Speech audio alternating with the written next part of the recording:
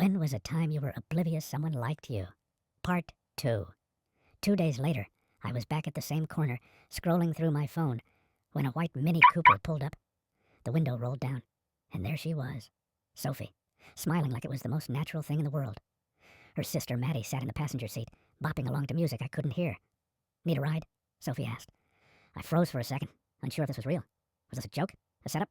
My instincts screamed caution, but my feet were already moving. Sure, thanks, I said, sliding into the back seat. The car smelled like vanilla and coffee. Maddie barely glanced back, too busy with her playlist. Sophie handed me a Dunkin' bag and an iced coffee.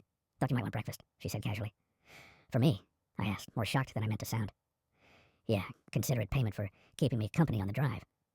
I laughed nervously, sipping the coffee. It was sweet, not my usual order, but I wasn't about to complain. As we drove, Sophie asked about my schedule. Her questions were casual, but she seemed genuinely interested. I found myself talking more than I expected, but just as we pulled into the school parking lot, she said something that made me pause. "Oh, by the way, I didn't tell Maddie yet," she said, glancing at me with a small smirk. "Tell her what? What was there to tell?" At lunch, my friends wasted no time. "Yo, who was that in the Mini Cooper?" Jamal asked, leaning across the table. "A friend," I said, keeping it vague. "A friend?" Marcus raised an eyebrow. "A white girl in a Mini Cooper. That's not staying low-key, man." "It's not like that," I shot back, a little too quickly. Kev smirked. "Sure, bro. Whatever you say." The bell rang before they could press me more, but their looks said everything. They weren't buying it. And honestly, I wasn't sure I was either. The next morning, Sophie handed me a different coffee order. "Thought you might like to try this," she said, her smile a little nervous. "Thanks," I said, taking a sip.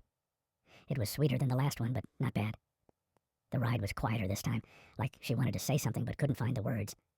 I wasn't sure if I should ask or just let it be. Then, out of nowhere, she asked, "What do your friends think about us carpooling?" I hesitated. "They don't really know."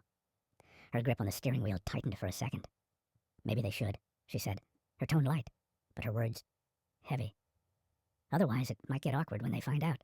She parked, flashed me a quick smile, and walked off. But something about her tone stuck with me. Was she testing me, or warning me, follow for part 3?